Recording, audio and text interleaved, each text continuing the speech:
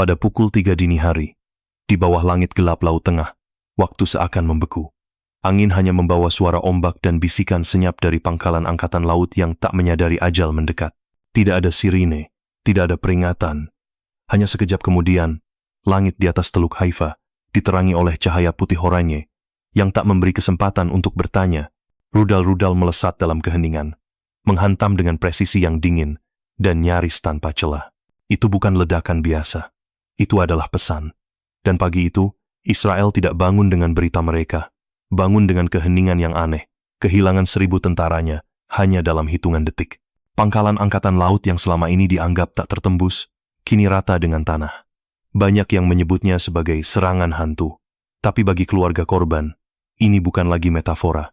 Ini adalah kenyataan yang sunyi dan pedih. Di media sosial, satu kalimat menjadi simbol rasa tak percaya. Biasanya kita nyapu pangkalan laut pakai pel, tapi Iran nyapunya pakai rudal. Kalimat satir ini menyebar cepat bukan karena kelakar, tetapi karena getir. Ada luka kolektif, dan ada pertanyaan yang menggantung. Bagaimana bisa pangkalan sebesar itu tidak punya waktu untuk merespons? Di balik data dan analisis, ini adalah kisah tentang rapuhnya sistem, tentang manusia yang berdiri di persimpangan antara teknologi dan takdir. Serangan ini tidak hanya menghancurkan struktur beton, tapi juga mengguncang fondasi kepercayaan di dalam negeri dan jauh melintasi perbatasan. Selamat datang di episode khusus kali ini. Kami akan membahas apa yang benar-benar terjadi, tanpa sensasi, tanpa hiperbola, hanya kenyataan dan pertanyaan yang harus dijawab bersama. Jangan lupa, subscribe, bagikan, dan tetap bersama kami. Kisah ini baru saja dimulai. Itu bukan rudal biasa. Saat puing-puing masih hangus terbakar di dermaga utara pangkalan Laut Haifa, para penyintas yang pertama turun ke lokasi, melaporkan sesuatu yang tak lazim. Tak ada peringatan radar, tak ada suara mesin. Namun setiap ledakan terasa seperti diarahkan secara pribadi. Seperti rudal-rudal itu memiliki ingatan dan tahu siapa yang harus dilenyapkan. Disinilah muncul dua nama yang mulai dibicarakan dengan ketakutan dan kekaguman bersamaan. Hantu Saleh dan Al-Rahik. Hantu Saleh bukan sekadar nama propaganda. Ini adalah sistem rudal darat ke permukaan generasi terbaru yang dikembangkan Iran. Bergerak tanpa jejak panas. Ia melewati gelombang radar konvensional dan memanfaatkan algoritma detak jantung serta pola pernapasan manusia dari kejauhan. Bukan hanya melihat, tapi mengenali siapa tentara, siapa bukan. Serangan ini bukan membabi buta. Ia disusun seperti operasi medis presisi tinggi.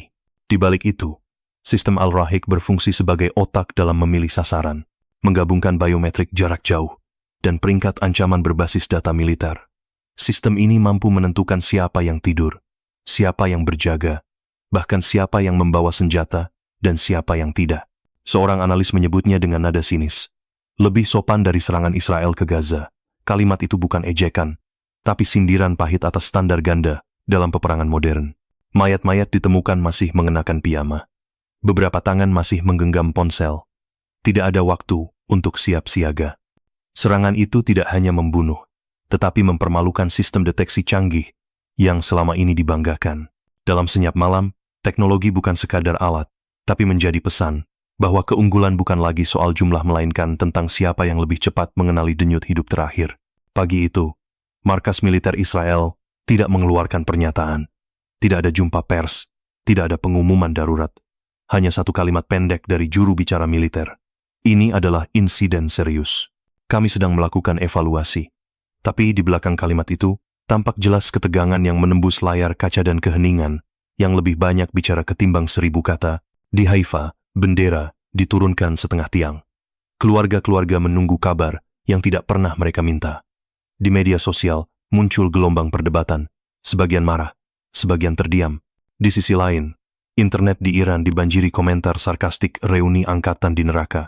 Tulis salah satu akun. Disambut gelak tawa digital yang menyakitkan hati para keluarga korban. Seorang analis dari Ankara menyebut peristiwa ini sebagai eksekusi massal berteknologi tinggi, bukan pertempuran konvensional. Tak ada adu senjata, tak ada perlawanan, hanya penargetan dan penyelesaian dalam hitungan detik. Yang membuatnya berbeda adalah tidak ada pahlawan yang pulang, tidak ada narasi kemenangan. Hanya kekalahan sunyi yang menyebar dalam lorong-lorong kekuasaan Tel Aviv dan di dalam hati masyarakat yang mulai mempertanyakan. Di era perang tanpa suara, siapa sebenarnya yang punya kendali? Serangan itu bukan hanya presisia seperti tahu siapa yang harus dijatuhkan lebih dulu. Berdasarkan laporan teknis yang muncul pasca serangan, sistem kecerdasan buatan, AI, yang ditanam dalam rudal-rudal generasi baru, Iran tidak sekadar menargetkan posisi tetap. Ia mampu menganalisis postur tubuh, gerakan mikro, dan tanda-tanda kesiapsiagaan militer dalam waktu nyata. Siapa yang berdiri dengan posisi siaga dihapus lebih dulu. Siapa yang tertidur tetap dihantam, tapi bukan prioritas. Salah satu pejabat militer Iran yang tidak disebutkan, namanya menyampaikan dalam siaran terbatas, "Kami tidak melawan Iron Dome, kami melewatinya."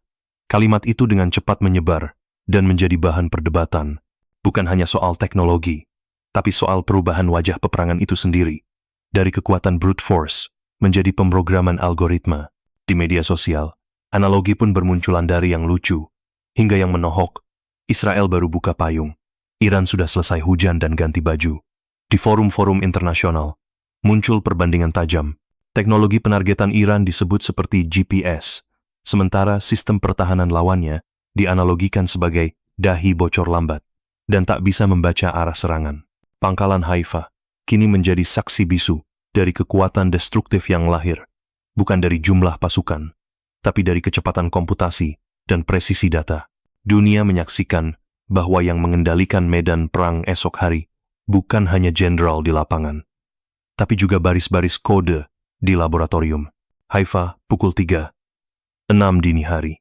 Api sudah padam, langit tetap hitam, tapi yang lebih menyiksa dari asap dan reruntuhan adalah keheningan. Tidak ada lagi suara sirene, tidak ada lagi teriakan komando. Hanya suara alat berat yang mengangkat puing-puing dan napas tercekat dari para penyintas yang masih mencari sesuatu untuk diyakini. Atau seseorang yang mungkin masih hidup, seorang tentara yang selamat, mata merah dan tangan bergetar, memberi kesaksian pendek kepada tim medis. Kupikir itu gempa bumi, tapi begitu sadar, yang tersisa dari teman sekamarku hanya sepasang sepatu. Ucapannya terekam tanpa emosi, tapi dinding ruangan tahu betapa kerasnya ia menahan tangis. Pasca serangan, rumah sakit militer di pusat kota Tel Aviv mencatat lonjakan pasien tanpa luka fisik. Mereka datang dengan tubuh utuh, tapi jiwa tercerai. Gangguan tidur, gemetar mendadak, dan ketakutan irasional terhadap suara microwave semuanya mengarah pada diagnosis yang sama. Trauma psikologis akut. Para psikolog menyebut ini sebagai gejala PTSD yang tak tertangani, dan menyebut gelombang ini sebagai fase bayangan dari peperangan modern. Di media sosial Israel, reaksi publik terbelah. Sebagian mengekspresikan duka, sebagian lainnya menulis dengan getir.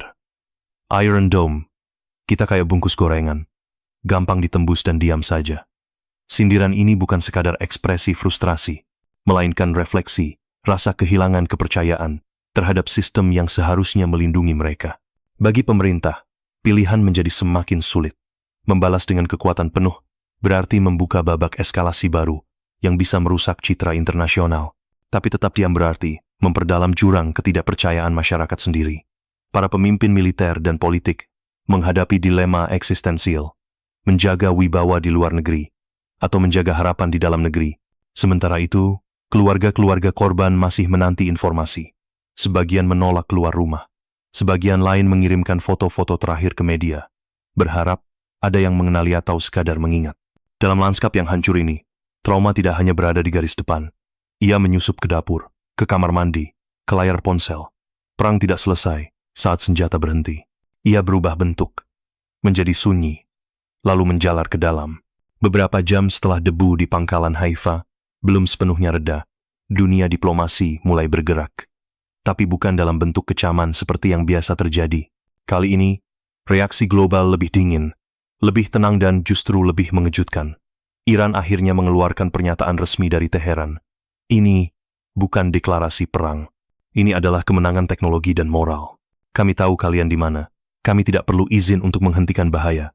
Kata-kata itu tidak meluap-luap, namun membawa bobot yang dalam dan mengubah narasi global.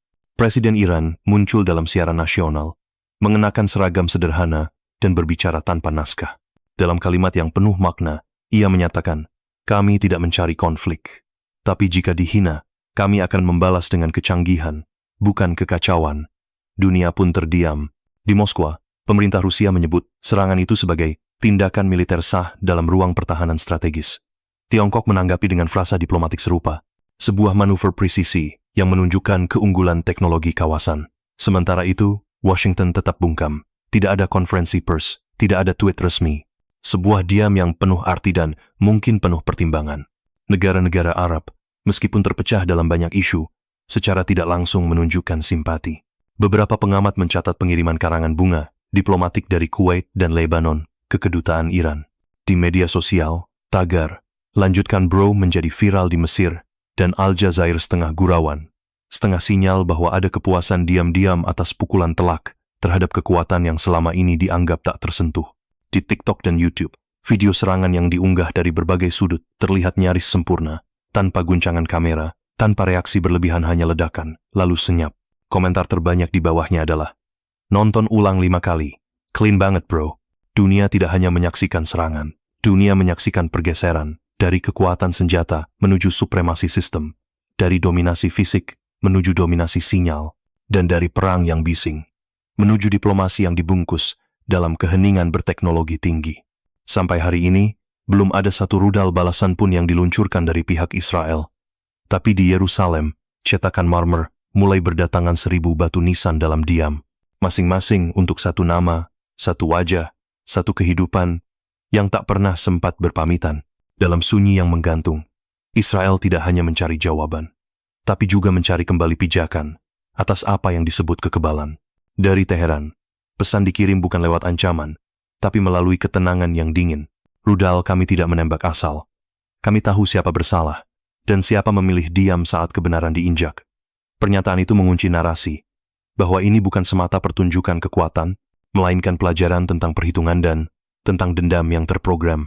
Di media global, ironi terus bergema. Istilah baru muncul, Iron Doa. Bukan Iron Dome yang menangkis, tapi doa yang dibutuhkan saat teknologi tak lagi bisa menjamin keselamatan. Dunia menyaksikan bukan hanya kekalahan sistem pertahanan, tapi runtuhnya ilusi tentang kontrol total. Karena ini bukan hanya peristiwa militer. Ini adalah deklarasi bahwa peperangan kini dimenangkan bukan oleh jumlah senjata, tapi oleh presisi pikiran dan algoritma yang bisa membedakan rasa takut dari niat menyerang. Seorang analis menulis, Israel tenggelam bukan oleh badai, tapi oleh AI berselubung dendam. Kalimat itu terus berputar di ruang publik, tak terbantahkan, tak ditertawakan, dan kita para penonton, warga sipil, pembuat kebijakan tinggal dengan satu pertanyaan yang menggema seperti ledakan yang tak terlihat. Apakah ini awal dari tatanan baru, atau akhir dari era lama yang terlalu lama dibiarkan tak berubah? Simpan video ini. Bagikan jika perlu. Tinggalkan komentar karena suara Anda juga bagian dari sejarah.